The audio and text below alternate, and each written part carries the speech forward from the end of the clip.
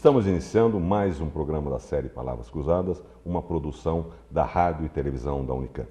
Essa série de programas tem como objetivo trazer para você, telespectador, um debate amplo e aprofundado sobre temas da atualidade.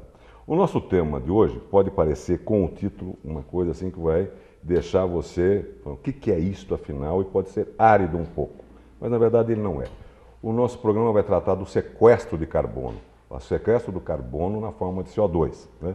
Pode até parecer, né, nesse clima de violência, que o título tem a ver com nova forma de modalidade de crime, mas não é não. Trata-se de um novo conhecimento científico, aliás, descoberto aqui na Unicamp, no Instituto de Química da Unicamp, né, e foi uma descoberta, inclusive, por acaso, né, que acabou ocorrendo essa descoberta, que ele tem como objetivo sequestrar o carbono do ar na forma de CO2, que esse é o carbono ruim para a natureza, né?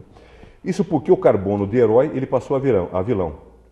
O carbono é extremamente necessário para a vida, porém, na sua forma de CO2, ele tem comprometido muito o aquecimento global, né?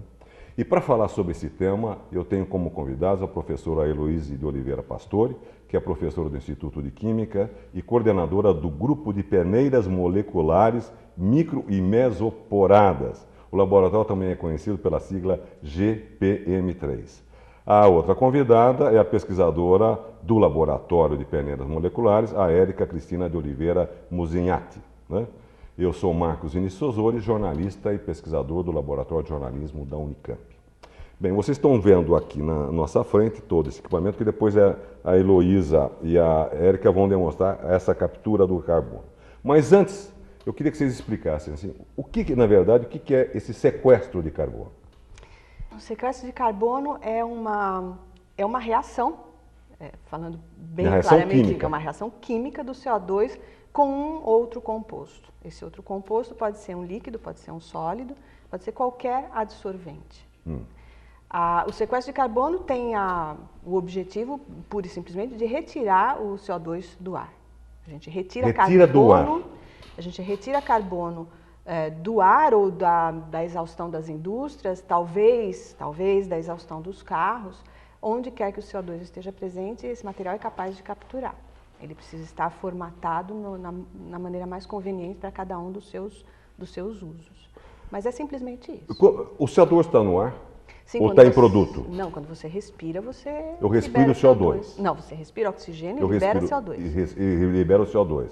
As plantas fazem exatamente o contrário. À noite. À noite. Desculpe, durante o dia. Durante o dia. Elas respiram CO2 e emitem oxigênio. Exatamente. Agora, quando nós estamos falando desse excesso de CO2 que nós temos, que ele é responsável, quando eu li o trabalho de vocês, a divulgação, um dos objetivos de vocês é transformar esse carbono sequestrado, de tentar tirar da natureza esse excesso de carbono que está lá em cima, nessa camada de ozônio nossa lá em cima, não é isso? E outra é transformar esse carbono em produto. Sim, essa é a segunda etapa do projeto. Essa é alguma coisa que nós pretendemos começar no na ano que segunda vem, etapa. Na segunda etapa. O que para nós é bastante claro é que, num primeiro momento, a gente tem que entender como reter o CO2. O CO2 é um gás, o trabalho com gases não é trivial. Então, a primeira coisa que nós temos... Isso que você tem que explicar. Okay. O telespectador é o seguinte, nós estamos... Onde é que está o gás? Primeiro que o gás é invisível. Né? Começa daí. Nós sabemos que existe gás porque está num bujão. Certo. Né? Nós usamos o gás porque está num bujão. Como é que se trabalha com gás, com CO2 na forma de gás? É num bujão que você vai aqui guardar? Não, no bujão ele está líquido. No bujão ele está líquido. No bujão ele está líquido? No cilindro ele está líquido. Esse é o grande problema e a grande vantagem do nosso material. O CO2 é um gás, ele é incolor, ele não tem cheiro, não tem gosto, ele passa invisível. Ninguém detecta o CO2 pelos nossos meios de detecção de qualquer coisa. Não se sente cheiro, não se ouve, não se enxerga. Então, na verdade, ele é um átomo que está aqui. É um composto, cada vez que você fala, ele está saindo junto com a água. Ele está saindo daqui, não é? Exatamente. Então, esse composto existe e está aí espalhado. E sempre com maior produção. Ele é o produto, ele é sempre o produto da combustão completa de qualquer coisa com carbono. Então, do nosso metabolismo, da combustão de combustíveis fósseis, qualquer coisa que tenha carbono, uma vez que entrou em contato com o CO2 na temperatura adequada, ele vai sofrer combustão. Uma combustão completa leva ao CO2. Então, tudo que queima de carbono produz CO2. E ele é incolor. Ele é incolor. Para trabalhar com ele de maneira razoável, de maneira financeiramente razoável, você precisa condensá-lo, torná-lo um líquido. Isso se faz a partir de altas pressões, baixíssimas temperaturas ou ambas, simultaneamente. Isso custa. Quer dizer, você tem que botar em alguma coisa que... Num cilindro. Mesmo o GLP num cilindro, como o GLP que todo mundo tem em casa. Você tem que botar dentro de um cilindro. Tem que pôr dentro do cilindro, e para fazer isso você faz com ele líquido, porque de outra forma a densidade dele é muito baixa, existem poucas moléculas por metro cúbico, então não vale a pena mantê-lo como gás. Então você condensa com esse processo. Tá certo? Muito bem. Por que é vantajoso absorvê-lo? Primeiro porque se você... Porque a primeira pergunta que eu vou fazer, por que absorvê-lo e não absorvê-lo? Qual que é a diferença? Okay. Isso é fundamental para nós. Não é... Por que adsorção e não absorção? São dois processos diferentes no seu produto final. A absorção significa reter o CO2 dentro de um composto. Isso é absorção. Eu absorvo dentro de um composto. Dentro de um composto. E no seu extremo, a absorção modifica o composto que absorveu. Então, aí eu mudo e muda o outro, ele passa a ser outra coisa, não é isso? Exatamente. A partir do momento que absorveu, é um outro composto. Isso no extremo da absorção. A adsorção significa a ligação na superfície externa de um material. Então, se for um líquido, exatamente naquele menisco superior, naquela superfície que a gente está vendo. Isso é adsorção. Um processo de absorção prevê um processo inicial de adsorção. Primeiro, o gás tem que entrar em contato com a superfície para depois reagir e entrar no solo. Você pega exatamente no momento que ele bate na superfície. Então você pega ele em estado puro. Exatamente. Exatamente. Os dois. Isso é adsorção. Perfeito. Então, no nosso contexto, isso serve Você não deixa ele entrar, que aí passa a ser absorção. Exato. Então, num líquido, como é usado hoje para capturar o carbono, ele é absorvido. Ele entra dentro do líquido, ele faz parte daquele líquido e ele vai causando a precipitação de um sólido, que é a reação do CO2 com o líquido. Então, está transformado, é a absorção. Agora eu queria falar, a Érica que trabalha lá, o que a Érica faz no projeto? Eu trabalho desenvolvendo alguns tipos desses materiais com as moléculas mais complicadas, onde nós pegamos um sólido e ancoramos essas moléculas, né? Sintetizamos o material com essas moléculas. Além de mim, tem mais 3 alunos que trabalham no projeto, 2 são de doutorado e 1 de mestrado. Já foi concluído uma dissertação.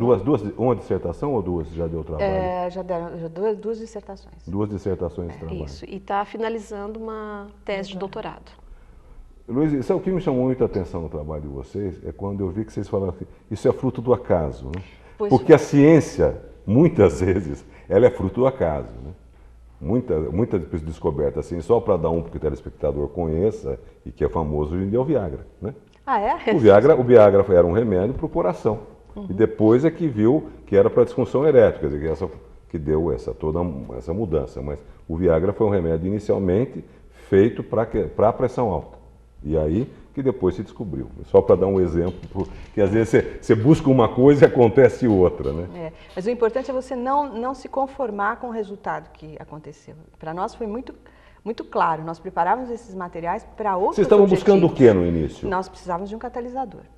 De um catalisador? O grupo trabalha com catalisador. E o catalisador o que é? O catalisador é aquela substância que você põe até no escapamento do carro para transformar a parte do gás exaurido em alguma coisa não tão poluente. Então, o catalisador... É aquele catalisador que vai no final do escapamento. Exatamente, exatamente. Então, vocês trabalham com catalisadores? Na verdade, com catalisadores baseados em materiais porosos. Perfeito. Por isso o nome do grupo. Porosos, perfeito. E nós estávamos buscando um catalisador básico. Catalisador básico que estão buscando. São muito difíceis de preparar, existem poucos, especialmente com base nesses materiais, e nós estávamos atrás desses materiais para catálise básica, também para ancoramento de DNA, nós queríamos colocar DNA nessa superfície sólida, para vários tipos de reação. E o que nos acontecia é que, justamente, a molécula que modificava a superfície desse composto contém carbono e contém nitrogênio. E para que nós tivéssemos certeza de quanto dessas moléculas tínhamos colocado na superfície sólida, nós fazemos uma análise elementar, que é simplesmente a análise por via química de quanto existe de carbono e nitrogênio em qualquer material, em líquido, em sólido, em qualquer material que seja. Então nós fazemos a análise elementar e consistentemente tínhamos uma quantidade de carbono maior do que era esperada. Era sempre uma questão de talvez 10, 15% a mais. Do que vocês esperavam. Do que nós calculávamos. Entendi. Nós pusemos este composto que tem carbono e nitrogênio numa dada quantidade no material. Obtínhamos carbono a mais e o nitrogênio correto. Sobrava. Sobrava carbono. E consistente, o problema é esse, é que quando ocorre de vez em quando, você pode entender que talvez tenha algum problema, mas consistentemente aparecia... Aí já passa a ser um dado científico. 10, 15% é alguma coisa que está errada. Aí, a primeira coisa que normalmente um cientista vai pensar, a análise está errada, nunca é a minha amostra.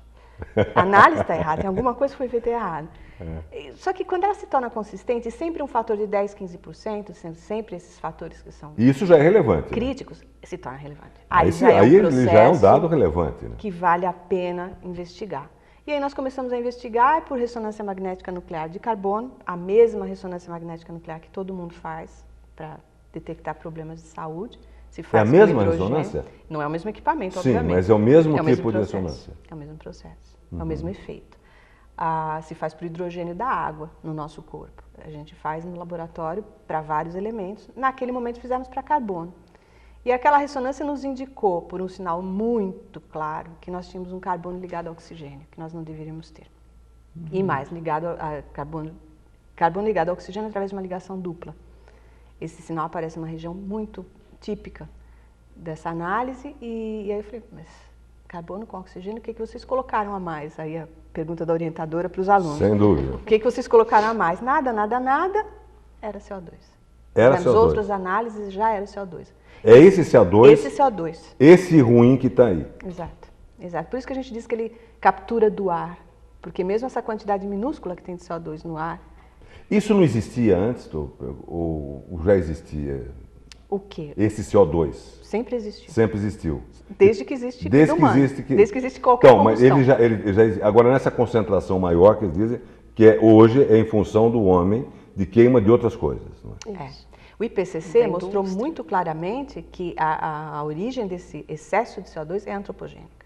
Agora a gente não tem mais dúvida. Antes desse quinto relatório de avaliação, existia ainda alguma dúvida, e os críticos da ideia do aquecimento global diziam principalmente, o que você demonstrou que saiu na revista da FAPESP, que nós tínhamos tido ciclos de aquecimento global, antigamente, em tempos geológicos, né? E que isso tinha acontecido e que era normal. O planeta aquecia e resfriava em outras épocas, e nós estávamos em mais uma dessas situações. A maior questão era que, o maior problema para revidar esse tipo de crítica é que não existiam medidas que indicassem inequivocamente a presença do homem nesse quadro. E agora existem. Agora está provado inequivocamente nesse último relatório de avaliação. Foi o quinto relatório do relatório de avaliação, né? Exatamente. Da avaliação. E ele diz que é inequívoco, que é mesmo o homem, e a maior... como é que eles chegaram a uma conclusão tão evidente disso?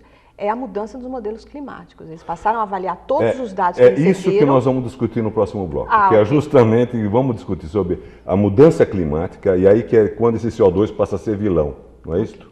Que é aí que é a importância desse trabalho que vocês estão fazendo. Bom, voltamos já com nossas palavras, com a professora Heloíse de Oliveira Pastore e a pesquisadora Érica Cristina de Oliveira Monsinhati. Até já.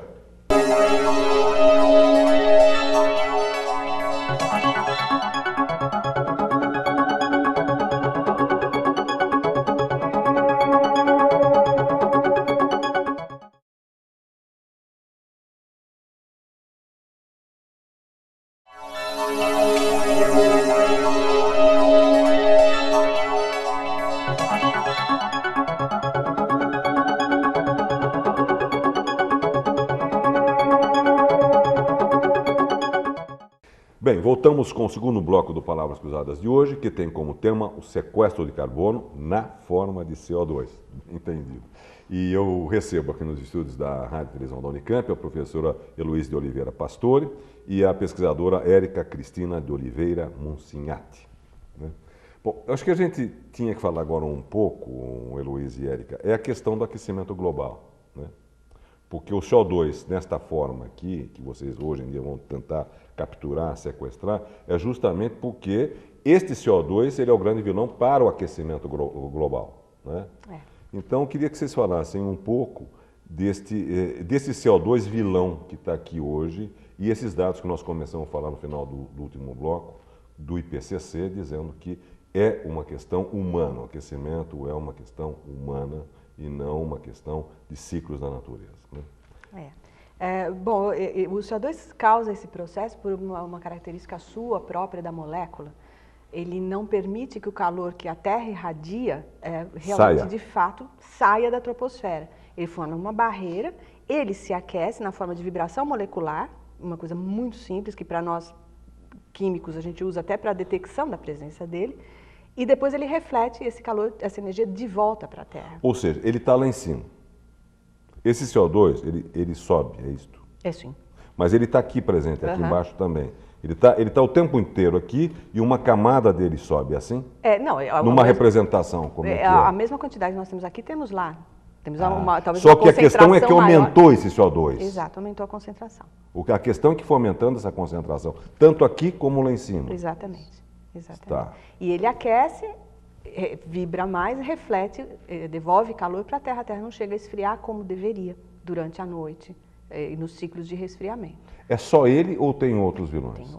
Tem outros gases de efeito estufa. O metano é outro, muito perigoso. Gases de nitrogênio. Mas o metano conseguiram reduzir em parte, né? Porque o metano, quer dizer, eu lembro aquela campanha, se a gente for lembrar, de 20 anos atrás, que era dos aerosóis, não era isso?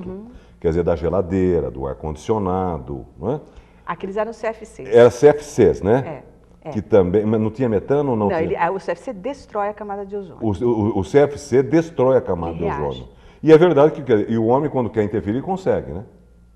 A quantidade era pouca, então foi fácil de se controlar. O metano, a quantidade que ele existe é em partes por bilhão. Então, por 1 bilhão de partes de ar, digamos assim, existem algumas partes que são metano. O metano vem da onde?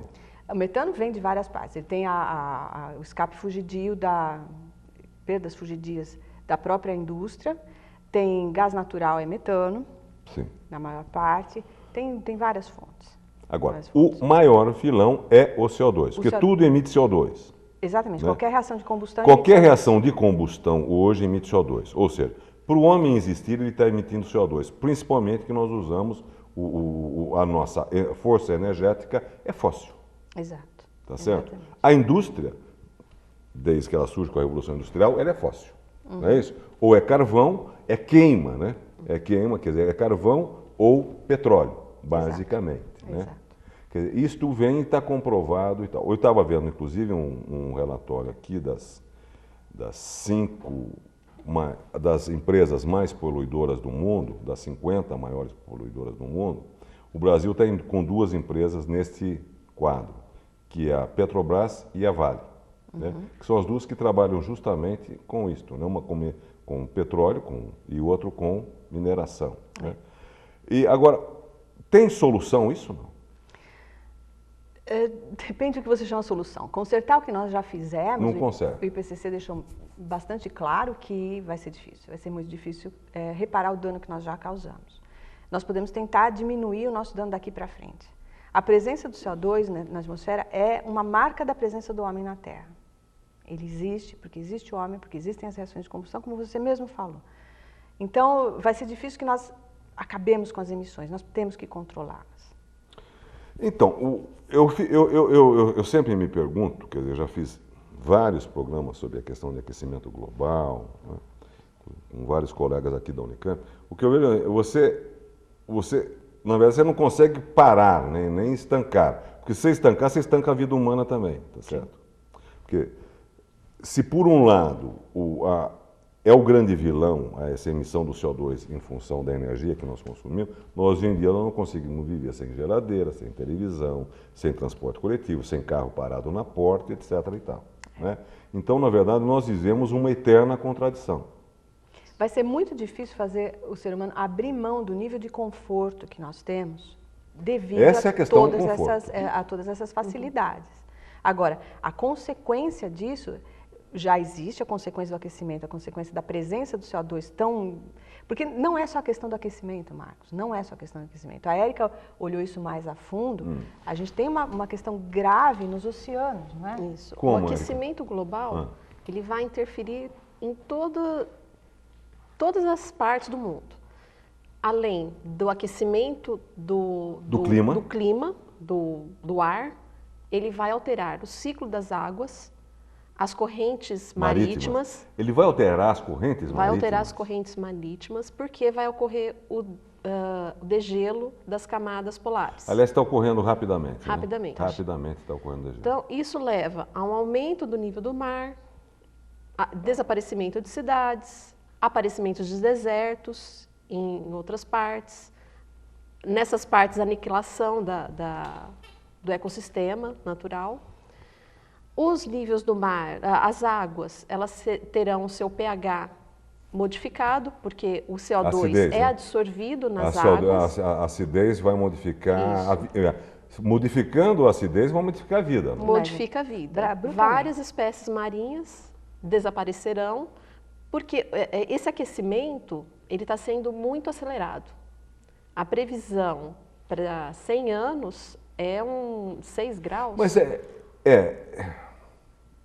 Mas tá isso mesmo, porque isso é apavorante, para falar a verdade. Né? É apavorante você pensar que... Na verdade, não se sabe ao certo, mas os modelos de projeção climática que tem no último relatório, né, porque o último relatório veio corrigir aquela falha metodológica do anterior, que foi colocado em questão porque era muito mais trágico, era trágico demais aquele relatório, e depois o cientista disse que errou nas contas, lembra? E aí, então...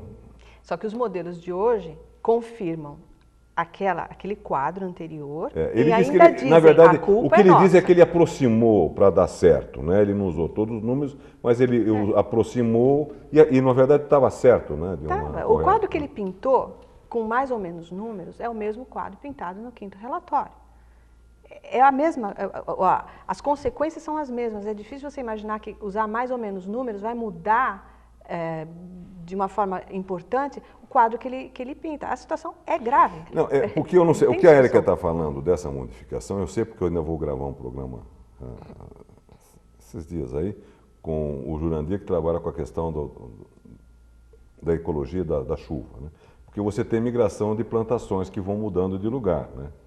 O café é uma que migrou de São Paulo por causa do calor. Mas São Paulo é atípico, porque São Paulo vem aumentando desde os anos 50 por causa do desmatamento, né? Também. A temperatura. São Paulo é atípico. Enquanto não se detectava o aquecimento global, São Paulo é um estado que foi aquecendo mais que muitos outros estados, né? Mas isso daí que a Érica estava falando, eu acho que é importante, porque, e eu queria que ela falasse um pouco mais. Porque há uns otimistas que dizem, tudo bem, tu vai degelar, mas nós vamos ter novos campos na Antártida, né? Eu não sei se isso vai resolver o problema de 7 bilhões de habitantes. E aumentando. E aumentando, né? Não, porque é um quadro que há previsão que ocorra, mas você não vai... Tudo bem, vai ter um campo enorme na Antártica, mas vai ter outra Antártica. Vai ter algum lugar que vai ser tão frio, e nós precisamos desse equilíbrio. Partes quentes, partes frias. Porque só que tudo irá mudar. O que ocorre, e aí isso já estava previsto pelo IPCC, que era o seguinte, não é que vai aquecer e não vai ter mais frio nem calor, ao contrário. Não. É que as coisas vão ser extremas. E é o que está mostrando. Você tem um frio terrível, né? Como... Né? Fora de época, inclusive, com geadas, com nevascas fora de época, né? Um frio terrível, um calor terrível, não é isso? Ciclones, né? O Brasil mesmo costumava dizer, né, tolamente, que era um país abençoado por Deus, que não tinha vulcão, nem tufão, essas coisas todas. E já mudou. Eu só queria ressaltar uma coisa curiosa, que a revista da FAPESP deste mês traz uma matéria com o pessoal que pesquisa árvore, né? Então eles cortam a árvore e vão ver árvores centenárias com 150, 200 anos, com somente pau-rosa e outras tantas. Quer dizer, no momento que ele fatia a árvore e ele vê os anéis, ele consegue detectar, inclusive, todas essas mudanças climáticas, né? Quando faltou água, quando teve água a mais, quando teve a menos e tal, e querem chegar a esta questão do aquecimento e do CO2 como o vilão na atmosfera, né? Então são pesquisas que estão juntando ao trabalho que vocês estão fazendo, tem milhares de outros grupos pesquisando nisto, né? E esse aquecimento. Não, essa parte é muito importante porque ela também é uma indicação inequívoca, ela não depende de modelo. Não depende de modelo. Eles né? detectaram mudanças nos anéis na planta em épocas que correspondem ao começo do aumento do CO2. Exatamente. Então, não tem modelo, não tem como, tem nada, está lá. Está mostrado, é uma microscopia, uma lâmina, você corta, você vê que a Quer dizer, não tem como, mudou. não tem que falar que alguém inventou aquilo, está ali. Está comprovado a ação, né, do homem nessa mudança climática. Então, não é mais aquela questão de períodos de aquecimento. Exatamente. Agora, nós temos um componente que eu acho que é complicador nisso daí, tudo quando a gente está falando de melhorar a situação climática, né? Porque os grandes emissores, primeiro que são os países mais desenvolvidos, né? O maior poluidor do mundo é a China hoje, seguido dos Estados Unidos, não é isso? Inclusive porque a China usa muito carvão como matéria energética. Os Estados Unidos estão para entrar numa coisa perigosíssima que é o xisto, né? É uma das coisas muito perigosas porque você usa o xisto, que é altamente poluente, quer dizer, em nome de uma independência política, financeira e militar, os Estados Unidos quer se ver livre do Oriente Médio, né? Então já tem uma tecnologia, não é isso? Para tirar o xisto do petróleo, coisa que nós não temos. Porém, eu vou jogar essa outra pergunta para vocês, é o seguinte, nós temos no mundo outras pesquisas, como por exemplo o álcool de segunda geração e de terceira geração, que nós somos ótimos no álcool de primeira e estamos engatinhando no de segunda. É isso? Porque isso poderia ser uma alternativa, mas nós ficamos tão preocupados com o álcool de primeira geração, que é o álcool da cana de açúcar, né, que nos esquecemos da segunda e agora da terceira geração de álcool, né? Como é que nesse quadro, como é que vocês veem? Não, isso é sempre joguei um monte de questões para vocês. Não, isso é uma boa saída, o álcool sempre foi para nós uma saída sempre foi legal. Essa no meu ponto de vista, sim. É? No meu ponto Mesmo de vista, quando sim. ele surge, que é na primeira crise do petróleo, na década de 73, né? 72, 73, que ele surge como uma resposta política, né? Mas é uma boa saída, inclusive. E é uma boa saída, ele não é poluente. O Brasil é atípico em vários pontos, exato. O Brasil é atípico em vários pontos, esse é um deles. A outra questão é que nós temos energia elétrica renovável. Então, já é um ponto fora da curva em relação a todos os outros países do mundo. A gente nem se enquadra muito bem nos maiores poluidores. Apesar das críticas que fazem, né? Ela tem. O álcool teve problemas no início. Toda vez que você faz uma represa, você tem problemas. E a partir daí, durante um tempo, você continua tendo os problemas de emissão de metano, de gases, do que quer que tenha acabado submergido pela água. Sim. Tá certo? Mas é naquele momento, ela é pontual. Ela acontece naquele momento. E são anos que aquela represa vai continuar permitindo que nós tenhamos eletricidade. Então, eu acho que tudo isso deve ser pesado. Tem críticas, tem problemas, a gente tem que lidar com eles conforme eles aparecem, no momento que aparecem e de forma bem localizada. É aquele o problema. Resolvido, vamos tentar melhorar o que pode ser melhorado, que é a energia elétrica renovável. Isso é fantástico. Isso para nós é uma maravilha, né? Isso é um ponto importante. Brasil, a gente tem que cuidar com o aquecimento justamente porque as águas vão mudar. Os ciclos de água vão mudar. Então, a gente vai ter mais perdas nas represas, a gente vai ter complicadores aí. Nós vamos ter mais perdas nas represas. Vamos. Porque as áreas que nós temos... Você vai ter uma evaporação maior, né? Exato. As áreas que nós temos... como o clima vai mudar, nós vamos ter mais chuva onde normalmente nós não tínhamos e vamos ter menos chuva onde normalmente nós tínhamos bastante irrigação. Então, nós vamos ter problema com represas que recolham, lógico que é sempre assim, água da chuva, se elas começarem a faltar. Então, pode ter outros problemas que são específicos do Brasil. Além da questão da energia elétrica renovável, nós temos essa questão do álcool, que é fantástica. Houve problemas no início? Claro, assim como as represas têm problema no início. Com certeza. Todos, a gente tem que ajustar o processo, nós temos várias atitudes a serem tomadas, mas elas têm que ser tomadas como Agora, o que tem do governo que foi localizados. curioso é o seguinte, que com essa descoberta desse petróleo, essa coisa gigante, esqueceram o discurso do álcool, né?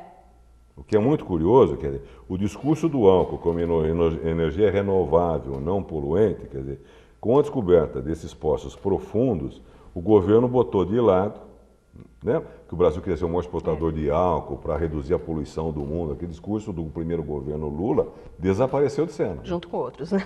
Sim, não, mas estamos falando em política clara. Isso é política de Estado, né? Entre o governo que entrar, vai ser política de Estado. Tem que ser mantida. Isso é política de Estado, porque é isso que vai alavancar tudo, né? O que alavanca o mundo, infelizmente, ainda é o petróleo. Exato. Tá certo? Exato. E os analistas dizem que isso ainda podem xingar, falar mal, mas que para os próximos 50 anos nada será mais barato que o petróleo.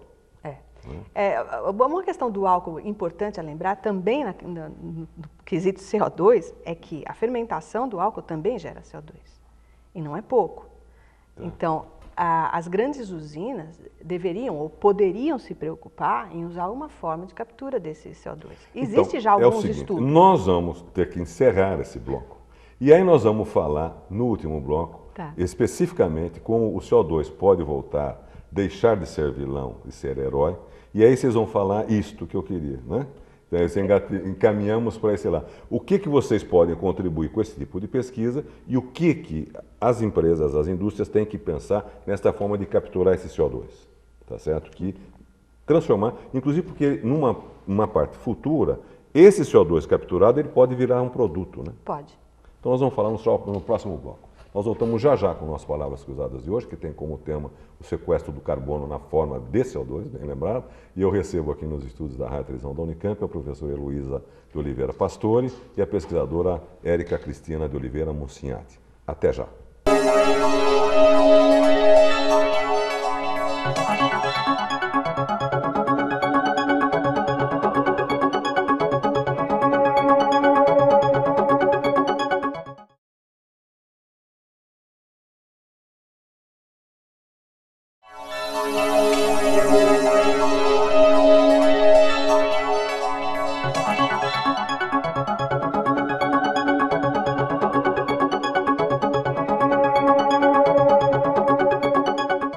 Bem, voltamos com o último bloco do nosso Palavras Cruzadas de hoje, que tem como tema o sequestro do carbono na sua forma de CO2. E eu recebo aqui nos estúdios da RTV a professora Heloísa de Oliveira Pastore, que é do Instituto de Química da Unicamp, e ela é coordenadora do grupo de peneiras moleculares micro e mesoporadas, conhecido como GPM3. E a pesquisadora também do GPM3, que é a Érica Cristina de Oliveira Monsinhati. Bom, agora nós deixamos no último bloco, nós estávamos falando do IPCC, do aquecimento geral, e falamos sobre o álcool, e você terminou falando que não vamos nos esquecer que também as usinas são poluidoras quando vão na fermentação da garapa que vai virar o álcool. Né? E isso podia ser capturado. E aí que entra o seu trabalho. Né? Como se faz para capturar esse CO2 que é danoso, que é vilão? Como transformar este vilão em herói? A captura, como a gente conversou no primeiro bloco, ela ocorre simplesmente pelo contato do CO2 com o adsorvedor, com o capturador, digamos assim, o sequestrador. Nas usinas alcooleiras é um pouco mais complicado, porque esse CO2 também tem umidade. Então é necessário um filtro anterior, tem alguns outros procedimentos necessários para que o CO2 seja só CO2. Não tenha outros compostos associados. Na usina, o que acelera? Quando você o que promove a fermentação? A levedura. Aí ele bota a levedura. É a levedura que promove a... E lógico tem que ter água, lógico. Sai na sua forma úmida, né? Mas ela fica no mosto, em todo aquele bolo de fermentação. O CO2 está na fase de gás, na fase que está acima do mosto. Então, ele está na forma de gás ali em cima, ele está ali, saindo. Exatamente. Então, já existem estudos, eu li alguns que dizem da captura desse CO2 para usar depois para fazer a carbonatação de bebidas, até para fazer o que é o disparador das bolas de tinta no paintball, naquele jogo.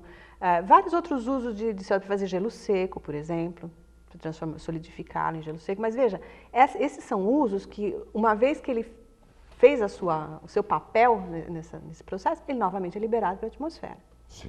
Então a gente tem que pensar em capturá-lo e aproveitá-lo de uma forma mais definitiva. Para fazer essa captura, ativando para uma forma definitiva, você precisa usar o adsorvedor de uma maneira mais inteligente do que simplesmente capturar condensá-lo, transformá-lo num líquido, pôr dentro de um bujão ou de um cilindro de gás, transportá-lo para onde ele vai ser utilizado e utilizar. Tem que ser de alguma forma um pouco mais instruída. Para isso a gente usa alguns outros adsorvedores. Atualmente, quem usa adsorvedores, na Europa algumas indústrias já usam isso, usam um líquido, que pode ser a monoetanolamina ou a dietanolamina. Então o cilindro graduado que a gente tem aqui na nossa frente traz 1 litro a representação de 1 litro de dietanolamina. Eu coloquei exatamente 1 litro nesse tubo graduado, que a gente no laboratório chama de proveta, porque ele tem correlação com os demais materiais que você trouxe falar. Aqui. Exato. Quando esse composto é utilizado para capturar CO2, o aduto, ou a ligação do CO2 ao adsorvedor, a esse líquido, forma um composto que é sólido. Então ele precipita, esse composto é recolhido. Exato. Ele é recolhido e é decomposto termicamente. Então esse material é aquecido a uma dada temperatura e o CO2 é recolhido, regenerando o adsorvedor. Então é um processo reversível. Ocorre que esse processo é realizado sob oxigênio. Então uma parte desse composto, desse adsorvedor, se decompõe pelo próprio processo de aquecer um composto que tem carbono sob oxigênio. Então uma parte você perde por decomposição, cada vez que ele é reciclado. Além disso, ele é corrosivo, então todo o material, toda a parte da planta onde ele é utilizado, de metal, que entrar em contato com esse material, pode ser atacado. Pode ser atacado. Então ele tem alguns problemas. Mas de qualquer maneira, inequivocamente, é muito mais simples você transportar o CO2 quando ele está dissolvido nesse material, todo o conjunto sólido, precipitado e líquido, do que um gás. Para um gás você precisa de um gasoduto, não tem discussão. Sem dúvida. Isso pode ser transportado, esse aduto pode ser transportado em caminhões, não tem problema. Para evitar esses processos que associam questões problemáticas ao uso desse composto, desse adsorvedor, idealmente se usaria um sólido. Então o nosso trabalho entrou justamente nessa parte. O que nós fizemos? Utilizar um modificador, que é aquele líquido que está no segundo pote. Nesse aqui. No mais baixo. O segundo baixo. pote, o mais baixo. Que leva o nome de MOD, de modificador. Modificador. Porque, obviamente, como nós temos um projeto com a Petrobras, na rede Proclima, a identidade do modificador está protegida por enquanto. Então esse, na verdade, é o segredo. O segredo é o modificador. É o modificador no sólido. No sólido. É o material final. Então, esse modificador, a quantidade que você está observando ali, ela é capaz de capturar a mesma quantidade de CO2 que você viu no cilindro graduado. Aqui? Exatamente. Lá é o... Exatamente. Ela absorve Ela vai capturar tudo aquilo lá? Naquele líquido eu capturo a mesma quantidade de CO2 que eu capturo com esse líquido no cilindro. Olha só. O que foi o nosso trabalho foi criar essa molécula dentro do sólido. E aí, quando nós fazemos isso, quando nós modificamos o sólido com essa molécula, aquela quantidade daquele pote é capaz de capturar a mesma quantidade de CO2 que o cilindro. Interessante. Tá certo? Então, a mesma quantidade de CO2 é capturada em qualquer um desses 3 materiais que estão aí. Aquele é o nosso produto, é o produto da nossa pesquisa. Entendi. Tem vantagens inúmeras. Ele vai se decompor na regeneração, ele também é regenerado. Também vai se decompor, mas ele vai demorar mais tempo para se decompor. Aí ele vai demorar mais tempo para se decompor. Então, E tudo isso em função do modificador, né? Tudo em função do fato dele ser sólido. O modificador está separado. Sólido. É que o modificador separa no fato dele ser sólido. Exatamente. O modificador, cada molécula de modificador não está ao lado uma da outra. Elas estão separadas. E elas estão separadas porque está no sólido. Não é como no líquido que todas as moléculas estão juntas. Então, ali, naquele sólido... Ela está separada. Ela está separada. Por isso que a gente tem a impressão que a quantidade de sólido ali teria muito mais modificador do que no pote do meio. Que não é verdade. Não é verdade, tem a mesma quantidade. Tem a mesma quantidade. Tem a mesma quantidade e é capaz de capturar Isso é só para mostrar a diferença Exatamente, em volume. Em volume. Exatamente. Então, a mais, no sólido nós descobrimos nesse projeto que nesse sólido em especial e em alguns sólidos relacionados, não só a molécula do modificador é capaz de absorver o CO2, como os sítios do sólido ao lado do modificador. Eles também auxiliam na captura do CO2. Então, eu potencializo a capacidade de absorção do CO2 naquele sólido. Naquele sólido lá. Simplesmente pelo fato de ser sólido com essa superfície. Esse, eu acho que foi o grande resultado dessa pesquisa. Existem outros lugares onde nós podemos absorver CO2. E ele também é... E eu posso usar isso aonde? Com esse material, você pode fazer, de maneira prática, você pode fazer colunas com ele. Então, a exaustão de um processo pode passar por essa coluna. Eu posso pôr numa tubulação de indústria, por exemplo? Pode, numa torre. uma torre, naquela torre que está lá que fica expelindo o CO2 sem parar. Pode. Eu posso colocar uma torre nele para fazer a captura do CO2. Exato. Ele começa a capturar, como a gente sempre comentou aqui, na temperatura ambiente. Tá. Mas o ótimo de captura dele, do nosso melhor material, ocorre a 75 graus. Então você pode dosar em que altura da torre você vai ter a temperatura correta. Você coloca este produto, né, para fazer a absorção dele. Exatamente. Ele o material ele é fino como o talco, por exemplo. Então ele pode empacotar. Com a passagem do gás, ele vai se movimentando e vai se empacotando e pode bloquear a saída. Então talvez a resolução para isso, e é alguma coisa que nós pesquisamos também, é você crescer esse sólido dentro dos canais de um suporte como aquele do catalisador do carro. E ele está representado ali na frente. São pequenos quadradinhos. São os quadradinhos que você, na verdade, você solidifica, não é isso? Eu ponho uma camadinha fina desse sólido na parte interna de cada um dos canaizinhos, é como um ninho de abelhas. Sim. Cada um dos canaizinhos de ninho de abelha. O gás passando ali, o CO2 vai ficar retido. E eu não tenho mais bloqueio, não tenho empacotamento, porque ele está naqueles quadradinhos. Aquele ali em específico é carbeto de silício, funciona muito bem para reter esse tipo de pó na própria preparação. Então funciona.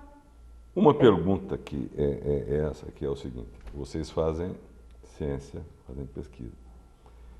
Entre você ter uma pesquisa de laboratório e uma planta industrial, às vezes vão anos-luz. Exato. Muitas vezes ela acaba até não ocorrendo, né?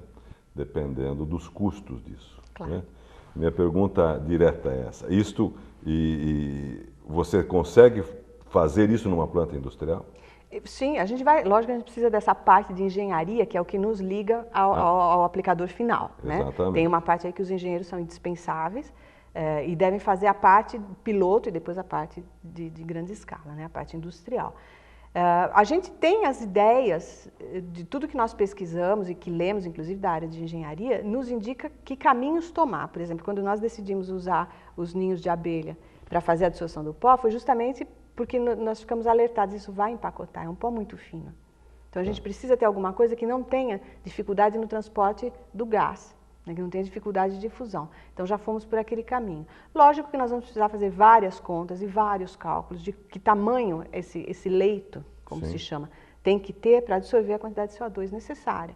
Mas isso é uma questão de fazer as contas. Isso é uma questão de conta. É. Agora vamos falar um pouco o seguinte: e os subprodutos disso? Depois que o material absorveu, depois que esse sólido absorveu o CO2, ele pode ser recuperado. Então, da mesma forma que o material que está no cilindro, vai ter que ser aquecido, esse CO2 é dessorvido. Porque vamos, eu quero só, para que eu entenda, o telespectador entenda, uma coisa, eu absorvi o CO2, guardei, tirei aquele CO2 ruim, né? Ou eu guardo ele para sempre, né? E você transfere o problema de lugar. E você só vai transferir o problema de lugar, não é? Exato. Bem entendido. Exato. Né? É que nem o resto de usina nuclear, tudo bem, você fez, mas durante 200 anos você tem que guardar aquele cilindro com aquela massa nuclear que não produz mais energia. Né? Na verdade, você mudou de lugar, em vez de você deixar subir, tá lá na camada de ozônio, você botou em cilindros. Ou você guardou em algum lugar. Pó. Não, no pó. De fato, você tem razão. Essa é uma preocupação constante e é o objeto da segunda parte do projeto. Aí sim, porque é o seguinte, é transformar aquilo, que ali está o perigo, não é isso, teoricamente, em alguma coisa. Né? Agora, eu só vou fazer um parênteses, Márcio, que é importante. O IPCC indicou, de uma maneira extremamente inteligente, está no relatório grande, o quarto relatório, que nós temos no mundo depósitos de olivina e serpentina, que são silicatos de magnésio e cálcio, em quantidade suficiente para absorver todo o CO2 que nós ainda viríamos a emitir, advindo de... E o que vem a ser olivina e serpentina? São silicatos. São rochas minerais que nós temos no subsolo e que temos minas também. Esses materiais são capazes de absorver o CO2. São capazes de absorver. E na quantidade que nós precisamos que absorva. O problema é que nós vamos ter que, de novo, colocá-los naquelas minas. Eles podem ficar lá guardados por 100 anos sem vigilância. Isto aqui, por exemplo, eu entendi.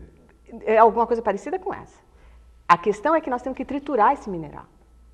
Ele não tem todos os sítios capazes de absorver expostos. Você tem que triturar o mineral e deixar dentro de uma caverna, para eu entender. Depois, né? Você tem que triturar o material para capturar o CO2. Eu tenho que triturar o material para capturar o CO2?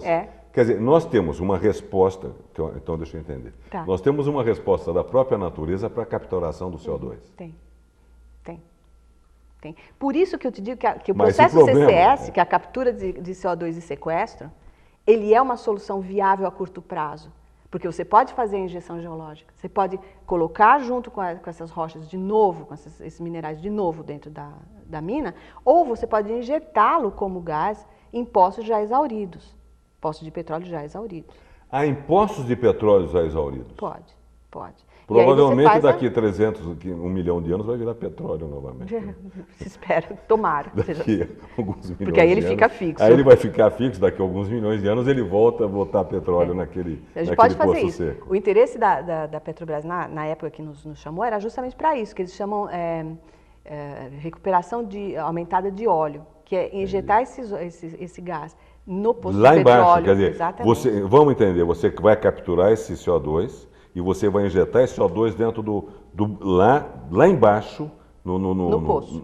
Para fazer sair o resto do petróleo ou para ficar guardado lá. Ou ele fica lá, aí ele fica preso lá embaixo. Fica. Lógico que existem estudos da movimentação do CO2 no lençol, como é que ele vai caminhar nesse poço, aonde ele vai parar, se existe possibilidade dele aflorar. Tem uma quantidade enorme de estudos e, lógico, tem que ter muita responsabilidade para fazer isso. Mas a captura de CO2 é uma dos processos que, na minha opinião, a curto prazo, é o mais viável. Aí eu queria perguntar aqui para a Érica, que estuda essa coisa do mar. Injetando lá embaixo não vai prejudicar, de novo, a vida marinha, por exemplo? Não, nesse caso, a injeção seria feita dentro do poço, sem contato com a água. Se tiver contato com a água, sim. Havendo contato com a água, você pode formar ácidos e alterar o pH. Essa injeção seria feita pelo homem, né? Sim. Em processos... É que o homem já cometeu tantos erros, não estou falando que isso pode ser uma solução, mas a pergunta é que se você tiver uma fissura, por isso você tem que estudar cada vez mais isso. É claro que pode ocorrer. Se você tiver uma fissura, esse CO2 volta no mesmo lugar. Na verdade, nós temos um problema cíclico, né? Cíclico, exato. Nós temos um problema que advém com a nossa existência aqui, né? Também o que seria do mundo se não tivesse os humanos? O mundo só existe porque tem um observador. Acho que ele ficaria melhor. Não, mas isso depende, porque na verdade o mundo só existe porque tem um observador, não é isso? Essa pergunta é filosófica, dá uma outra palavras cruzadas. Óbvio, mas dá outra, porque quando a gente está falando de ciência, a gente fala tudo bem. Mas só que o passarinho pode viver uma semana e não sabe disso, então ele vive perfeitamente, né? A ciência só existe, o homem só existe porque ele observa e ele marca o tempo, né? Isso que é, a passagem do tempo. A segunda questão é que nós podemos fazer essa estocagem definitiva, nós podemos também fazer uma estocagem que é de longo prazo, mas não é definitiva, que é transformar esse CO2 em carbonato e depois em policarbonato. Então, em policarbonato nós vamos estocá-lo como um plástico. É isso, vai virar um plástico. Exatamente. Então ele tem um tempo de vida mais longo, melhor do que carbonatar a bebida. Entendi. Porque uma vez que você bebeu, uma vez que você abriu a garrafa, ele já está sendo liberado novamente. Mas é isso que eu vi numa coisa no relatório de vocês, é isso? Que isso pode virar plástico. Pode virar o policarbonato. Pode virar o dimetilcarbonato, que é um aditivo de combustível, que também é interessante. Ele é um aditivo de combustível extremamente interessante. Então, daí você tira uma série de coisas. Hoje em dia já se faz ureia com CO2. Você faz ureia com CO2? Você faz ureia, você faz aspirina com CO2. Você faz uma série de materiais com CO2 e ele já é capturado e usado em alguns processos. Porque ureia é usado em muito lugar, inclusive na agricultura. E fertilizante? Fertilizante. Já tem as resinas ureia formaldeído, mas são importantes. A ureia é usada no sal pro gado, por exemplo, também. Então, em todo lugar tudo isso ureia. já usa CO2. Então, a gente já tem um certo aproveitamento. Nós precisamos aumentar isso. Essa ideia do CO2, do CO2 para o carbonato, é uma ideia boa. A outra ideia, esse é simplesmente uma reação de carboxilação, uma reação orgânica que os orgânicos fazem comumente, é possível de ser feita. E já existem bastante estudos. Uma outra é a hidrogenação, é transformar o CO2 em metanol. Em metanol? Em metanol. Para fazer que é uma outra forma de álcool, né? Exatamente. Metanol é um álcool menor, até por um tempo nós misturávamos na gasolina o metanol. Misturava na gasolina o metanol. Metanol é combustível também. É combustível por também. si só. E ele também pode derivar o éter. O éter dimetílico. O éter também vira? Éter dimetílico é um excelente combustível, é melhor que metanol. Excelente combustível. A questão principal nesse ponto é o hidrogênio. A gente precisa de hidrogênio para fazer metanol a partir do CO2. Como é que a gente produz hidrogênio? Hidrogênio hoje em dia é petroquímico. Hidrogênio petroquímico vem da reforma do metano, reforma do gás natural. Cada vez que a gente reforma 1 quilo, ou cada vez que nós produzimos 1 quilo de hidrogênio, nós produzimos 12 de CO2. Esse é o problema.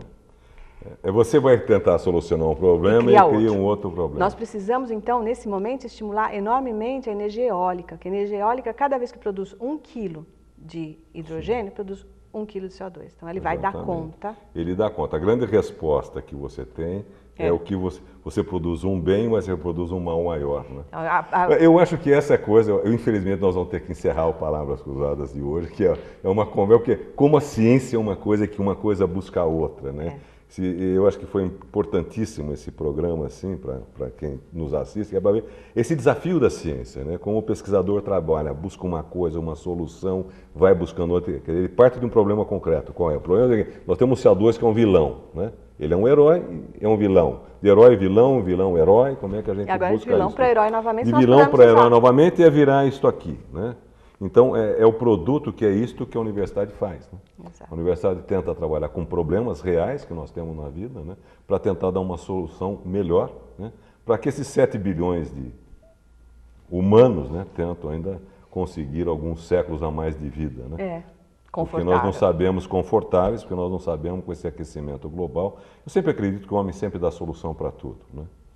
Às vezes com custo muito alto para uma parte da geração, mas a humanidade sempre conseguiu resolver seus problemas, às vezes com custo alto, né? Mas ela consegue sobreviver enquanto humanidade, não enquanto indivíduos. Claro. Né? Então nós sempre somos isso, é como fazer pesquisa, não é o indivíduo que importa, é uma instituição que permite, é uma universidade que permite produzir esse conhecimento novo. É a instituição que fica depois de nós. É a instituição que fica. Então, eu queria agradecer imensamente a Heloísa de Oliveira Pastore, que é do Instituto de Química e desse grupo GPM3, né?